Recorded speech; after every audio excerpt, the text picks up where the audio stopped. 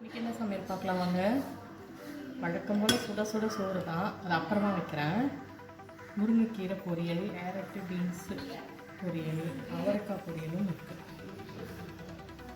3 பொரியல் பண்ணிட்டு நல்லா சுட சுட சோறு. இப்போல்லாம் பார்த்தீங்கன்னா சோறெல்லாம் ரைஸ் குக்கர் தான், கேஸ் அடுப்பே யூஸ் பண்ணல. ஆக்சுவலாக இன்றைக்கி சொல்ல போனால் 3 பொரியல், சாம்பார், ரசம் எல்லாமே பார்த்திங்கன்னா இண்டக்ஷனில் தான்.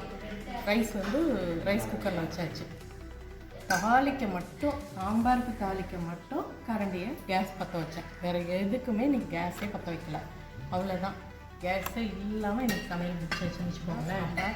முருங்கைக்காய் கத்திரிக்காய் போட்டு சூப்பராக கூட இன்றைக்கி 1 பாட் சாம்பார் மாதிரி. பருப்பு வெந்து எடுத்ததுக்கப்புறம் காய்கறியெல்லாம் போட்டு புளி போட்டு சாம்பார் பொடி உப்பு எல்லாம் போட்டுட்டு மூடி ஒரு விசில் விட்டு எடுத்ததுக்கப்புறம் இதுலேயே இண்டக்ஷன்லேயே தாளிச்சாச்சு. அவ்வளோதாங்க.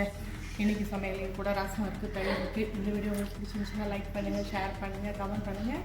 புதுசாக பார்க்குறீங்கன்னா சப்ஸ்கிரைப் பண்ணிக்கோங்க. தேங்க்ஸ் ஃபார் வாட்சிங். பாய்.